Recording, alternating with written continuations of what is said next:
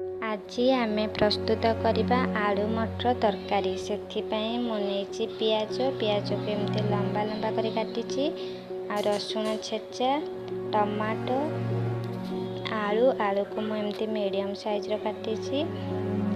ମଟରକୁ ମୁଁ 5 ଘଣ୍ଟା ପୂର୍ବରୁ ଭିଜେଇକି ରଖିଥିଲି। ହଳଦୀ ଗୁଣ୍ଡ, ଲଙ୍କା ଗୁଣ୍ଡ, ଲୁଣ, ଧନିଆ ପାଉଡ଼ର, ଜିରା ପାଉଡ଼ର, ଗରମ ମସଲା, ଆଉ ମୁଁ ବ୍ୟବହାର କରିଛି ସୋରିଷ ତେଲ। ପ୍ରଥମେ ଆମେ ଆଳୁ ମଟରକୁ ସିଝେଇବା। ମୁଁ ଗୋଟେ ପ୍ରେସର କୁକରରେ ଆଳୁ ଆଉ ମଟରକୁ ନେଇଛି, ଆଉ ଯେତିକି ଆପଣଙ୍କର ଦରକାର ସେତିକି ପାଣି ନେବେ, ଆଉ ଟିକେ ଲୁଣ ଆଉ ହଳଦୀ ଗୁଣ୍ଡ ନେବେ, ଆଉ ତାକୁ କଭର କରିଦେବେ। ମିଡ଼ିୟମ୍ ଫ୍ଲେମ୍ରେ 2ଟା ସିଟି ମାରିସାରିଲା ପରେ ତାକୁ ଓହ୍ଲାଇ ଦେବେ। ସେଇ ଭିତରେ ଆମେ ମସଲା ପ୍ରସ୍ତୁତ କରିବା।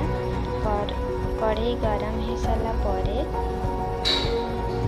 ଆମେ ସୋରିଷ ତେଲ ଦେବା, ତାପରେ ତେଜପତ୍ର, ତାପରେ ପିଆଜକୁ ଦେଇକି ଭାଜିବା।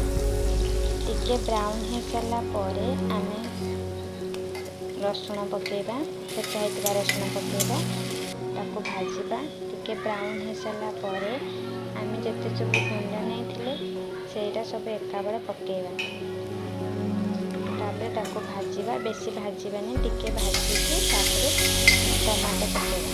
ଟମାଟୋ ଟିକେ ସଫ୍ଟ ହେଇଗଲା ପରେ ଆମେ ପାଣି ଆଡ଼୍ କରିବା, ତାପରେ ତାକୁ ଭଲରେ କଷିବା।